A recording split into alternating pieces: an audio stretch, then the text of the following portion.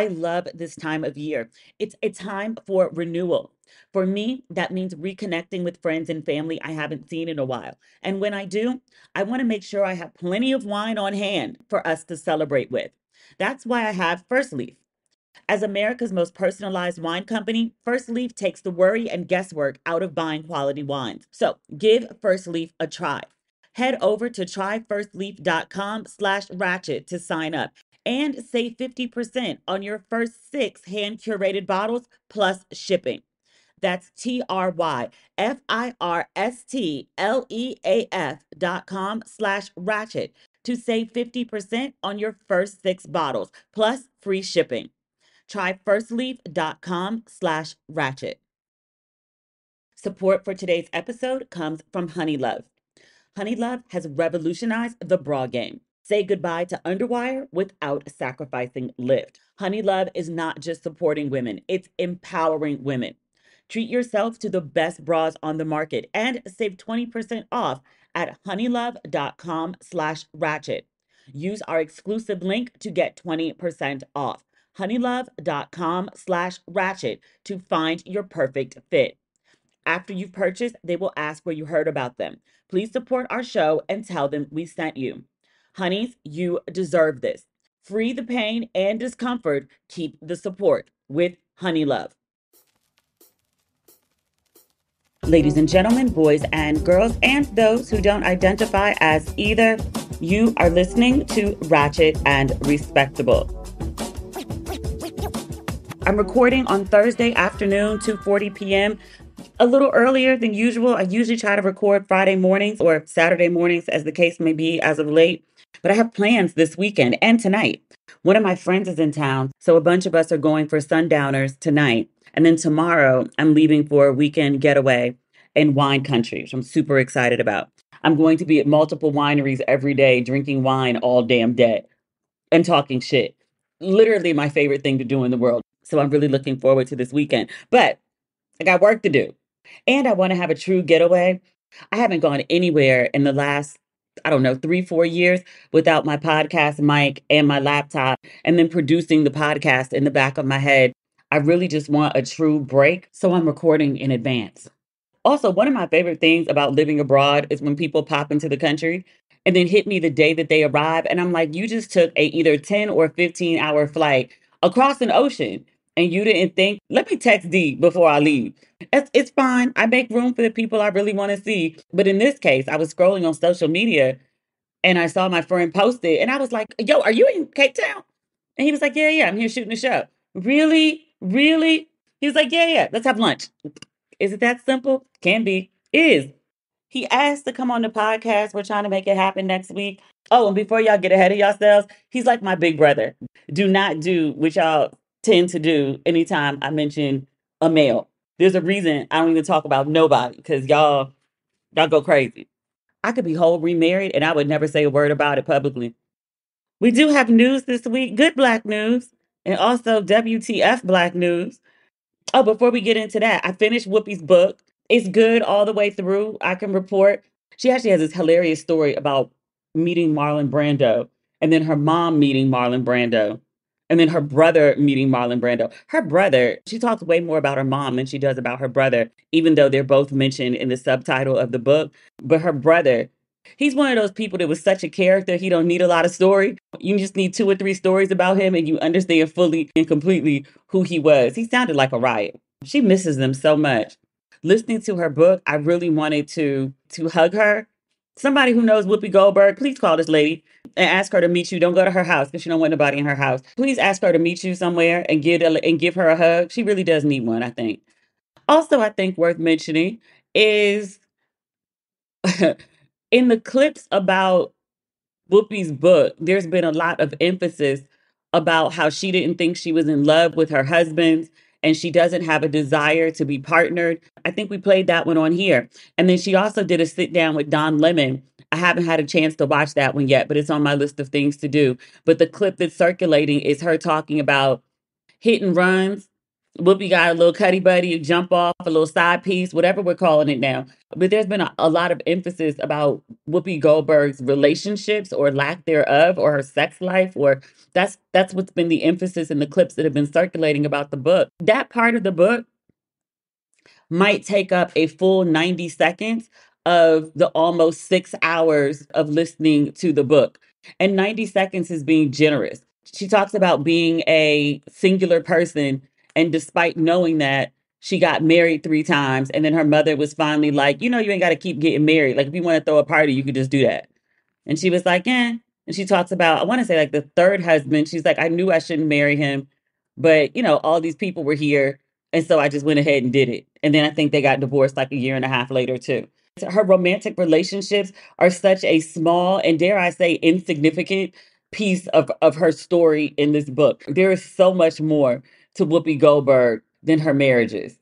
There was another book, Jada Pinkett's book, when all the clips were about Tupac and her relationship with Will Smith. And I was like, Will didn't even come up for the first, like, I don't know, 100 or so pages. Might have been 150 out of a 400-page book. Like, she had a whole life before she met Will Smith. That was very interesting. Same thing for Whoopi Goldberg. She has a whole lot of life outside of her romantic relationships, and her stories are absolutely fascinating. She has lived, and I love that for her. Really good read. I gotta really watch that Don Lemon interview because I'm really, really into Whoopi Goldberg right now. Speaking of grown ass women, Gayle King is on the cover of the Sports Illustrated swimsuit edition in a swimsuit. Gayle is 69 years old, and Gayle didn't know she was going to be on the cover. She obviously agreed to do the photo shoot. What she'd agreed to was that the pictures would be inside. She had no idea she was going to be on the cover. I saw the video of her being presented with the cover for the first time, and she jumped up and down like a kid on Christmas. I was really, really happy for her. I think she looks lovely on the cover. I think Sports Illustrated was trying to, they had Martha Stewart on the cover once, and it was a really big issue for them. That got a lot of coverage. I think they might have been trying to duplicate that with Gayle. I want to choose my words very carefully because I like Gayle. I respect Gayle. I love that Sports Illustrated is doing more diverse covers. I love that they are putting women on the cover of different shape and size and age. I think it's very important for people to see people that look like them in various spaces being celebrated and uplifted. And in addition to, intentionally not but, because I'm not trying to negate what I just said, Gail looks so uncomfortable. She's out of her comfort zone. To my knowledge, she's never modeled for anything before. She doesn't put herself forward as a model. She's very much a journalist, TV anchor. She's also 69 years old. She looks so visibly uncomfortable in her face. Like, her body looked great. Her poses looked natural. The swimsuits were very flattering. She has a great shape. She's always had a great shape. She's recently lost some weight. I have a theory that her, Oprah, and Ava DuVernay, because they all hang out together, I think that they're all taking the same weight loss drug because they all like shrunk really quickly. Like, Ava's tiny now. They all shrunk really quickly at the same time. But Gail's always had good shape. And then she's recently lost weight, and her shape is even more pronounced. She's always had a very curvy lower portion. And now the waist is snatched. She looks amazing. And not amazing for her age. She looks amazing, full stop, period. Just, she looks so uncomfortable. The cover shot is obviously the best one of her. I think there's 7 or 8 pictures that I've seen floating around the internet. 2 of them, she looks comfortable ish. And then, like, the other one, she just looks so visibly uncomfortable. I wish, because this is not something that she's used to doing. Really good models get paid a whole bunch of money. They know how to pose, they know how to look natural, they know how to show off their best angles. It's not just as simple as I'm pretty and I showed up in front of a camera and somebody took pictures with great lighting. It's a skill, it's an art form. I wish there had maybe been someone on set who could have worked with Gail a little more to help her get more comfortable in front of the camera so that her discomfort wasn't so obvious in the photos. That's it. I think she looked great. And I think she looked so uncomfortable. Remember, we were talking a couple weeks ago? I can't remember why it came up. It was about an outfit. I was talking about old Black people wisdom. And I was like, whatever it is you're trying to wear, just buy it in your size. Like, you always look your best when you look comfortable. The same sentiment applies here. You always look your best when you look comfortable. Maybe I'm asking too much. I don't think so. I'm not putting the onus on Gayle here. I'm putting the onus on Sports Illustrated and the photography team. Part of your job as a photographer, and even from Sports Illustrated side, for producing a shoot, is to get the best shot possible and to make sure that the person being photographed is comfortable so that they have a flattering photo, especially for something like this, which is so heavily based on image and beauty. If she's being photographed for, I don't know, a business magazine, then the emphasis is not on beauty. The emphasis is on showing just this person the stories about their business. But for something like Sports Illustrated, it's very much based on your beauty and your appeal. And part of beauty and appeal is comfort. The photographer and the magazine actually did her a bit of a disservice by like not getting her as comfortable as possible on set so she didn't look so uncomfortable in the photos. Okay, I'm moving on to something else. I feel like I'm dragging it, and that's not my intent. Also, I think worth noting, it's the 60th anniversary of the Sports Illustrated swimsuit edition. And I was like, really? I thought it was like the 60th anniversary of Sports Illustrated. According to CNN, I read on CNN that it's the 60th anniversary of the swimsuit edition. I really thought it all began with, this is ignorant. I didn't pay attention. Wasn't Tyra the first Black woman on the cover? Never paid a lick of attention to it until Tyra was on the cover. I realized that obviously the first time they did the cover, they didn't put a Black woman on it. But I thought maybe at best 10 years before Tyra. Nothing more than that. 60 years. Good for them. Congratulations. Happy birthday. Is that what you say? I don't know. Luther Vandross, we talked about this documentary in detail twice because, I'm super, super excited about it. It has a home. I saw that OWN and CNN Films purchased it. I just saw it on Instagram. A bunch of people sent it to me. Thank you, thank you, thank you. Because y'all know how I feel about Luther. Big Luther, little Luther, I don't care. As long as he hit them notes, which he always did.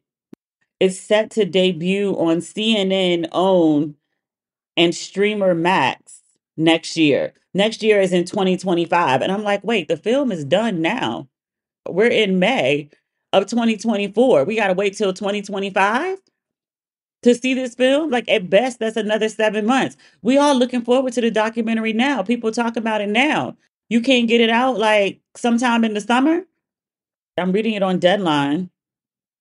That's all the details that they have so far. So good for them.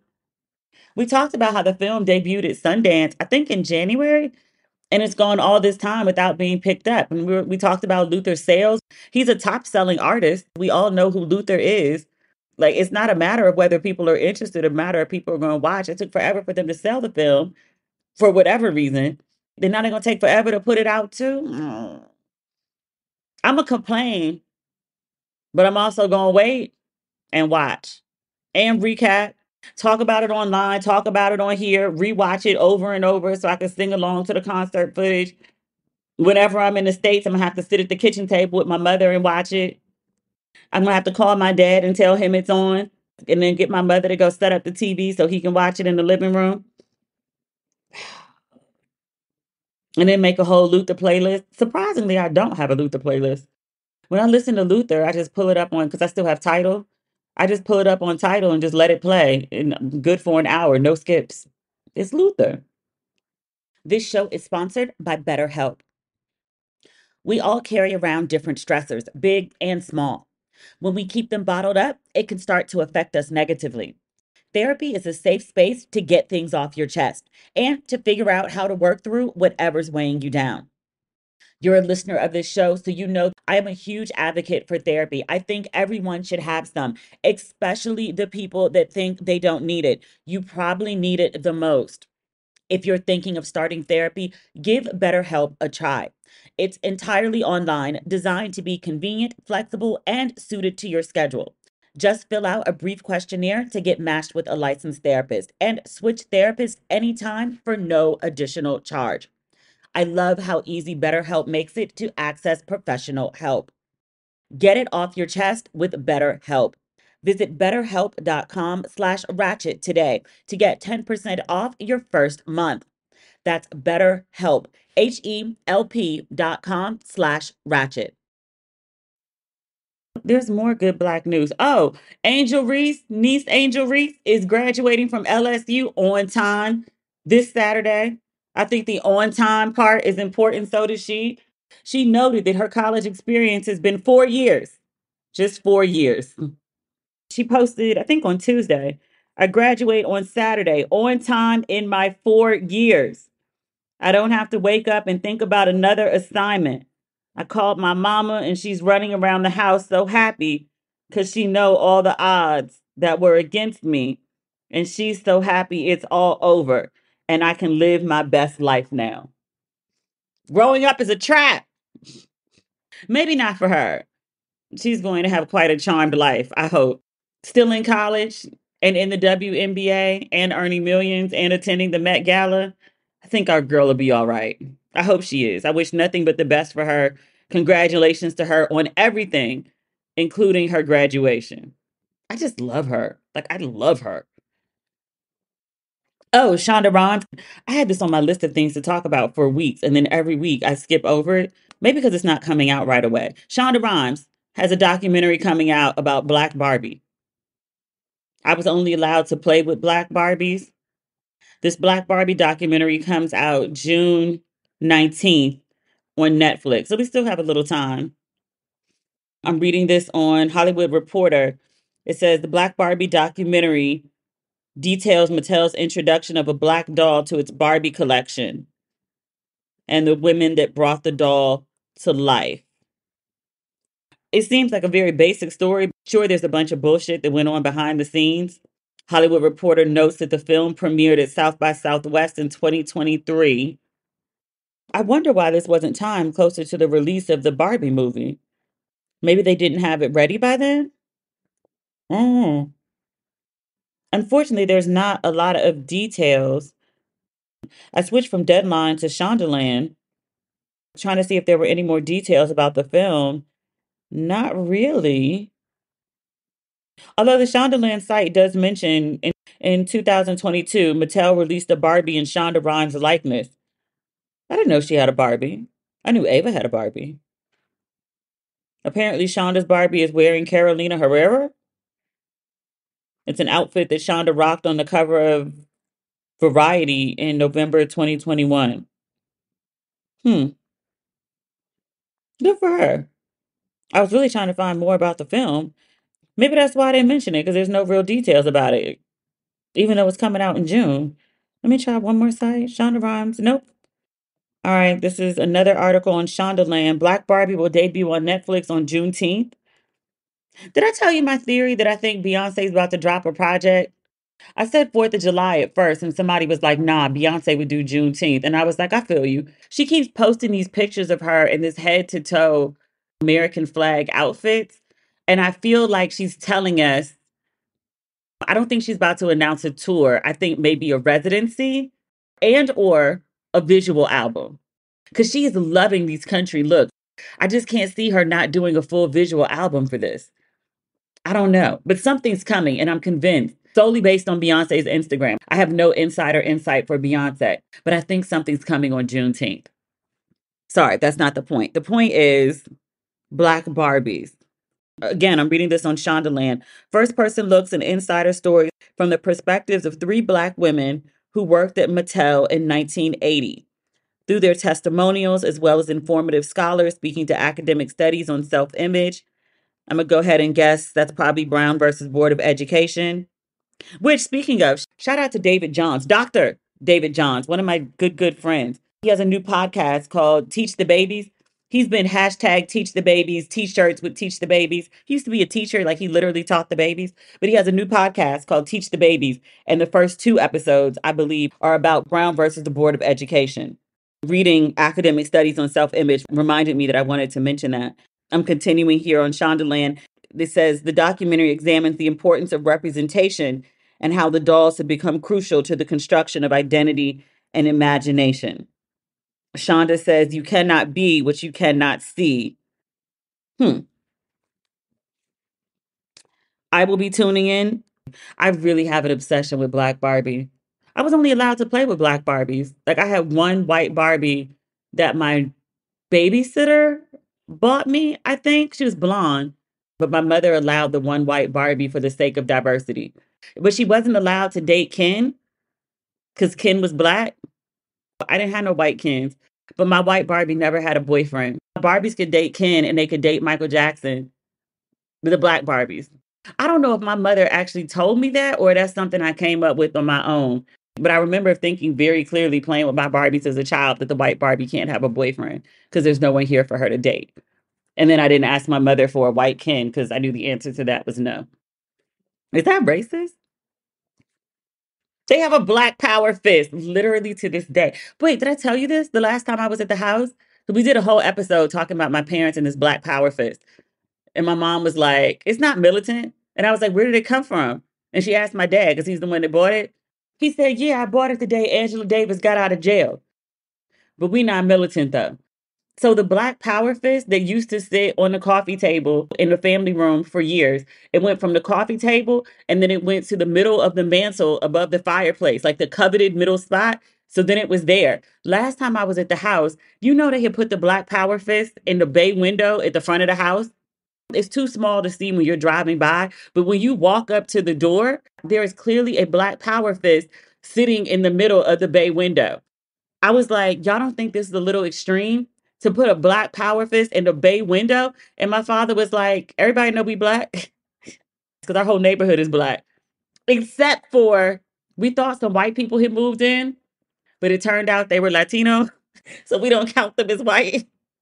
That's a whole separate story. But the whole neighborhood is black. So they were like, everybody knows we're black. And I was like, yes, but there's a difference between, I would say, regular black and then like black power fist in the window black. These people.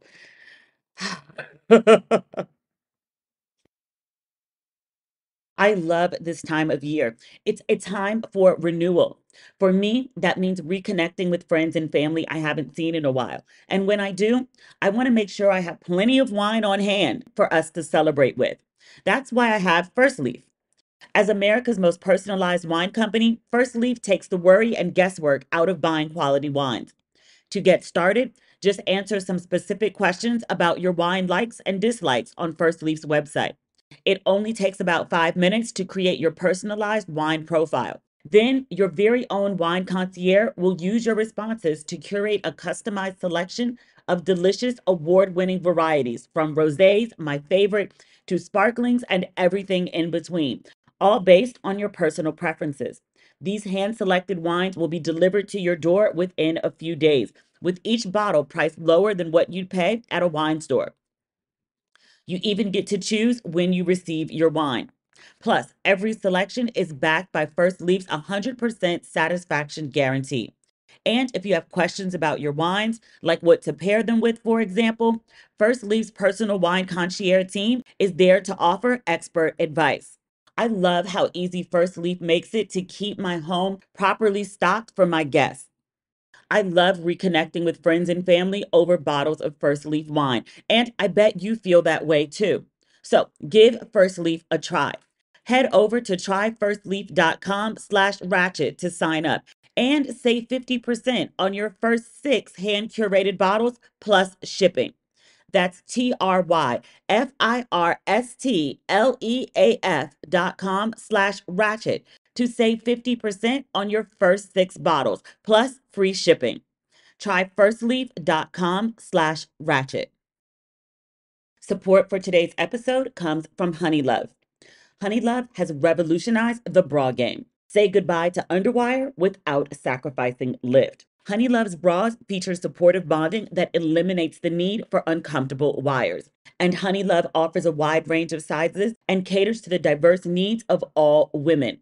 So, those of us with small boobs finally have a bra that doesn't keep riding up or needing to be pulled down. And those of us with bigger boobs can finally have a bra that is supportive and comfortable. Plus, they're made with fabric that's so soft you'll forget you're wearing it. It's time to spring clean your bra drawer. For a limited time only, you can get Honeylove on sale. Get 20% off your entire order with our exclusive link, honeylove.com/ratchet. Support our show and check them out at honeylove.com/ratchet. You know that feeling you have when you get home from a long day and immediately want to take off your bra? With Honey Love, you'll never experience that again. My favorite is Honey Love's best-selling crossover bra. It's so comfortable that it's sure to be your new go-to. Honey Love is not just supporting women, it's empowering women. Treat yourself to the best bras on the market and save 20% off at honeylove.com/ratchet. Use our exclusive link to get 20% off. Honeylove.com/ratchet to find your perfect fit. After you've purchased, they will ask where you heard about them. Please support our show and tell them we sent you. Honeys, you deserve this. Free the pain and discomfort. Keep the support with Honey Love. What else do we have on our list? This may be our last story unless something crazy happens. I'm about to say our friend. I don't necessarily consider him a friend. DJ Akademiks, I'm reading this on Vulture. He has been sued for rape. Rolling Stone was the first to report. I can't get on Rolling Stone, even with my VPN on, to read the original article. So that's why I'm reading it on Vulture. And it's also on People. I want to read from there too, because they've got a different set of details. In Vulture's coverage of this latest rape lawsuit, they refer to DJ Akademiks, born Livingston Allen. They call him, quote, a hip hop pundit known for spreading misinformation and making sexist comments. I would cry in the car if I was described in a respectable publication as spreading misinformation. Oh dear. The woman who is suing him says she dated Akademiks during 2021, but the lawsuit is for an incident that occurred in 2022. She says she was invited to Akademiks' house in New Jersey. She says two men, friends of his, drugged, assaulted, and raped her on his pool deck. And the following morning, she woke up to Akademiks, quote, brutally raping her. She said that she didn't actually have recollection of the first incident. She said she got to the house, she met the guys, they gave her a cocktail, and very quickly she didn't feel well. I'm going to switch to People because People has more details. She casually dated Akademiks 2021. He invited her to the house. They were hanging out by the hot tub. She said two of the friends gave her alcohol that made her feel, quote, extremely lightheaded and dizzy. She says one of the men became very handsy and he aggressively made sexual advances towards her before tossing her in the nearby pool. She says as she tried to climb out the pool, that's when he raped her. She has memories of fighting off her attackers, but feeling extremely weak. She says for the remainder of the evening, she was in and out of consciousness, and the men gang raped her, allegedly, on the pool deck at Akademiks' house. She says around 4 a.m., she woke up in bed with Akademiks, and he was, quote, brutally raping her. She says she was unaware of the sexual assaults, the one from the pool and the pool deck, and did not learn of them until the next morning when DJ Akademiks showed her surveillance footage of her being sexually assaulted. She did report it to the police because everybody's all like, well, why didn't she say anything? She did. The police performed a rape kit on her, and there was evidence, according to the lawsuit, that she had been sexually assaulted. She said until he talked about her online, although she had gone to the police, although she'd had the rape kit done that said she'd been sexually assaulted, she decided not to press charges. But then in December 2023, he talked about her online. He referred to her as, quote, getting trained by my two men's on the pool deck while he was asleep. She says Akademiks defamed her both by saying she participated voluntarily and by maintaining that he never participated at all. Her lawyer, you'll never guess who it is, Tyrone Blackburn. He's the same lawyer for the producer that's suing Diddy, and then also the young woman who's suing Christian Combs saying that he tried to assault her on a yacht. Tyrone Blackburn, I'm sure this is not the last time we'll hear of him. He told Rolling Stone that they only filed the suit after several unsuccessful attempts to privately resolve this case. And just for clarity, this is a civil suit. It's worth noting DJ Akademiks has vehemently denied the accusations. I want to phrase what I'm about to say next in the best way possible. There are so many reasons that women choose not to file charges after they have been assaulted, abused. This is the second time we've read a big story about something terrible happening to a woman and then her being like, you know what, I'm just going to drop it. I just don't want to go forward, like for whatever reasons.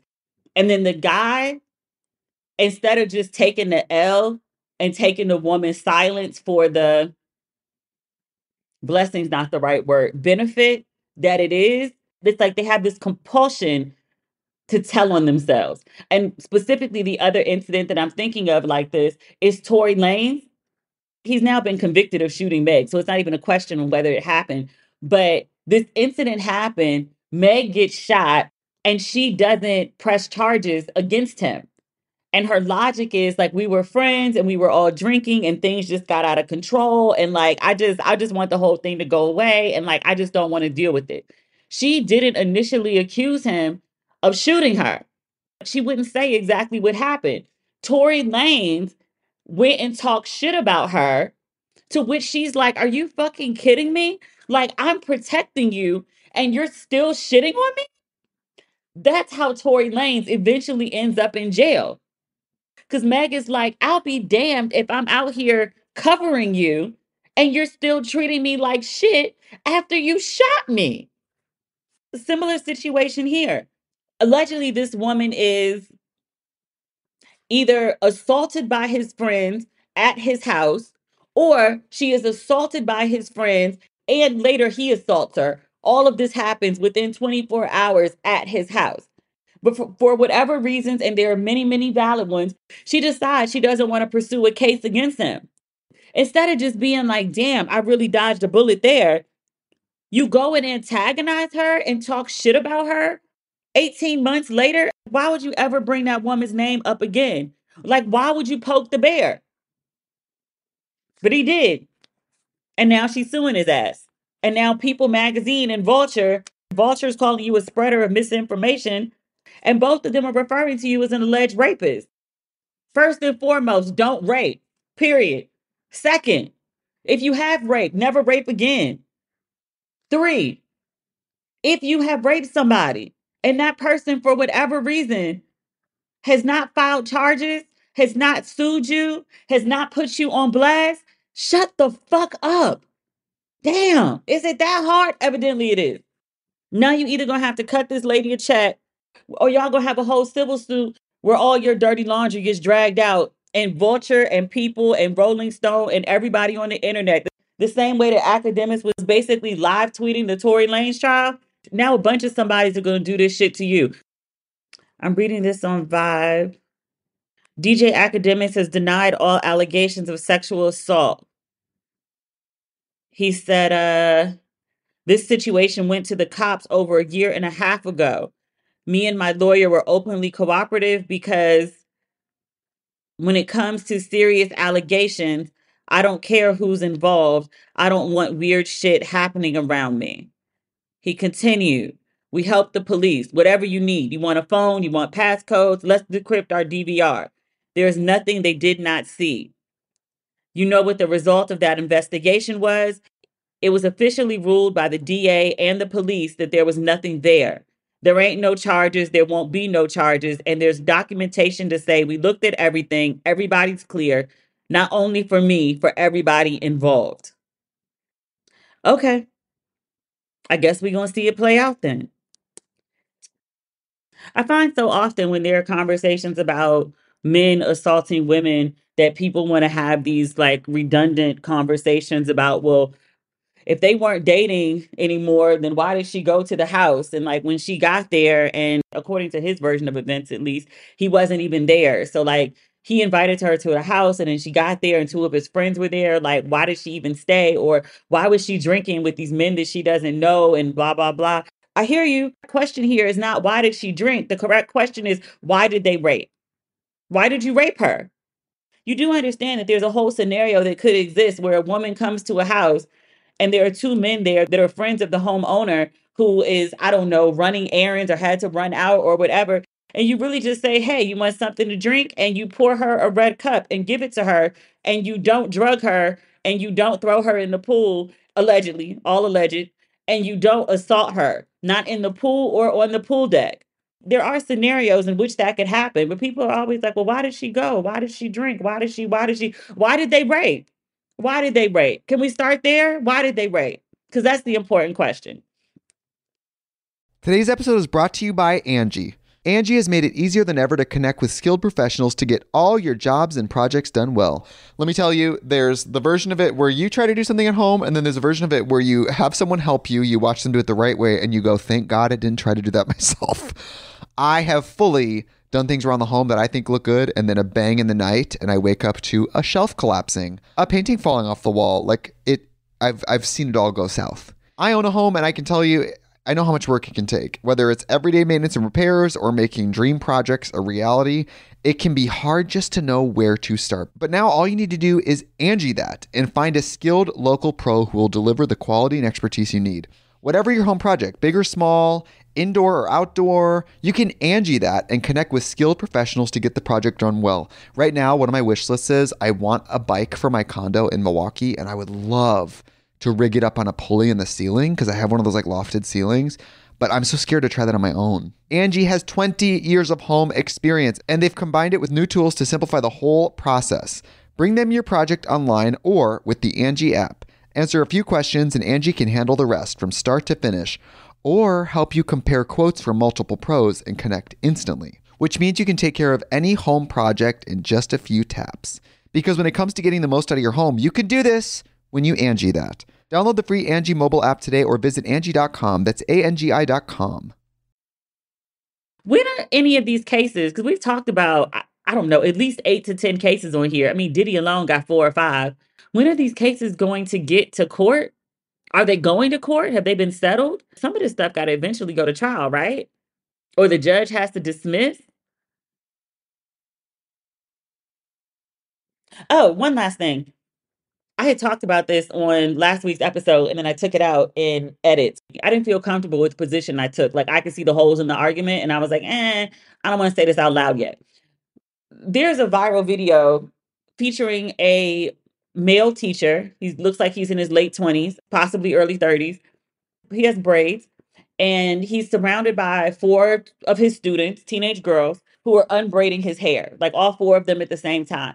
It's on video, it's on the live stream. To look at just the video without context, there's nothing to me that seems sexual or wrong or bad about it. I've seen a lot of people say like the video is inappropriate. Like, why are these young girls unbraiding this man's hair? Like it's intimate, like there shouldn't be physical contact. My knee jerk when I saw it was, is it the best choice of action? Perhaps no. But the conversation had come up because the school board had seen the video and there was a question about whether the teacher would be fired. My initial reaction to the story was, what do the parents think? Like the actual parents of the girls that were seen on the video, are they okay with what they saw? Because those are their kids. In this specific case, the teacher had a great relationship with the children as well as the parents. He also had permission to feature the students in his videos, in his live feed. The parents were okay with that. The parents were also okay with the girls unbraiding his hair. They didn't feel no kind of ways about the video, and they definitely didn't want the teacher to be fired. As I was following the story, I started seeing responses from educators, fellow teachers, and also people that worked in administration. And they were like, hey, so whether you think it's okay or not, and whether parents think it's okay or not, just going by the rules that we're supposed to operate by as educators, he's breaking rules. Does he need to be fired? Perhaps no. But does he need to be reprimanded? Does he need to be reminded of the rules? Does he need to have a mentor? Does he need someone to help him better understand his position as an authority figure, especially a male authority figure with teenage girls, because in his head it may genuinely be harmless, but he could be creating a situation that could become problematic going forward. There were also people that were like, hey, this is clear cut grooming. Do y'all people not see this? Let me tell you what changed my mind from, okay, whatever the parents say, to nah. I was watching this video and I want to specifically mention the gentleman that I saw. I don't know how to pronounce his name. Is it Jamal? Jamel? Jamyle Cannon, Cannon. He's on Instagram. I believe he's an educator. I believe he specializes in interpersonal relationships. Hope I got that right. But he did this long video about the teacher and he made several good points. But the one that really struck me is, and I'm paraphrasing what he said, we're having this national conversation about the teacher's behavior, and it's a gray area, and people are fiercely debating, like, is this okay, is this not? And he said, what if I suggested to you that we don't have to operate in a gray area, that as a teacher your job is to operate in the space where it's a firm, consistent, this is okay. We don't have to, we said, we absolutely don't have to be in the gray area. We could just be in the yes, it's okay area. He went on to talk about the concept of grooming and basically how grooming operates in the gray area, intentional or otherwise. But you condition the people that you're grooming. And also, he mentioned that this was a live stream, so the audience is being groomed to accept this as well. So the girls who are unbraiding his hair are processing. It's okay for me to unbraid men's hair. So in this situation, it's a teacher, but if it's okay to do to a teacher, is it okay to do to other random adult men? And if it's not okay to do to other random adult men, then why is it okay for the teacher? But he was like, just operating in this gray space. Like, it's like, okay, so this is okay. And then let's keep pushing the button and pushing the button and pushing the button. But you're conditioning the girls and the audience watching to be like, okay, so this thing that was kind of on the edge, okay, we're going to do something else that goes a little further, but it's not much further than the playing in the hair thing. So this next thing isn't really that bad either. But you go from like light gray into like full blown black. And it's like, what the fuck? How did we get here? Because your ass is playing in the light gray. If you just stayed firmly in the yes space, and we don't have to debate if this is okay space, but you never have to worry about pushing further and further and further into the gray. I don't think this is the analogy that he made, but it's the one that popped into my head. And I was like, if the teacher had come into the classroom and started high fiving all the students, everybody gets a high five. We would not be having a conversation about whether this was gray area. That we understand that high fiving students is acceptable. Why are we even debating if gray is okay? We're being groomed. Shit. All right. That's the episode, I think, for this week. If something crazy happens, I'll come back and add, or maybe I won't. Maybe we'll just have to save it until Tuesday. It would have to be something crazy like Cassie files another lawsuit against Diddy crazy. Otherwise, this is it for this week, and we'll be back on Tuesday.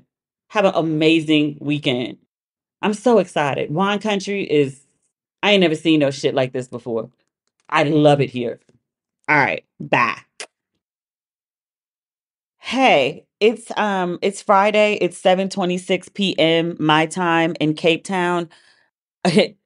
You know why I'm back. I'm 6 hours ahead of Eastern Standard Time. It's 1:26 in America.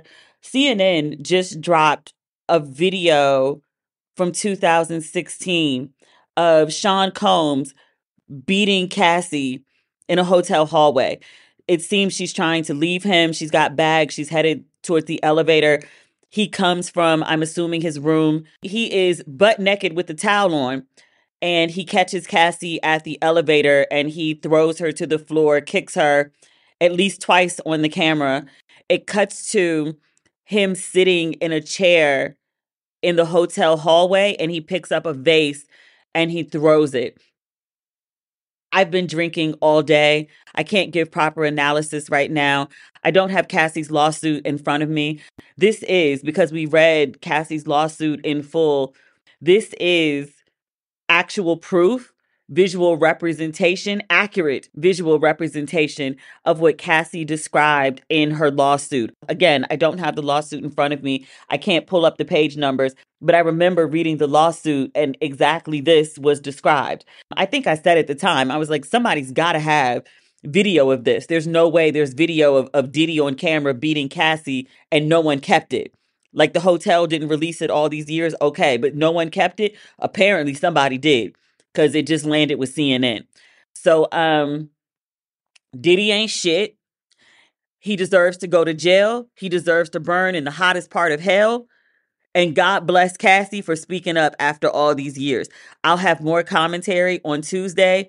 I'm not sober enough to weigh in fully right now. I know when to shut the fuck up. But I'm glad Cassie didn't. I'm glad she sued his ass. I'm glad she got her monies. And whatever she got paid for all these years of this man abusing her, you don't put your hands on nobody like that. Not even goddamn dog you don't do like that.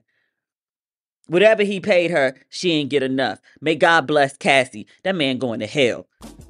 All right, I'm headed to dinner. Bye.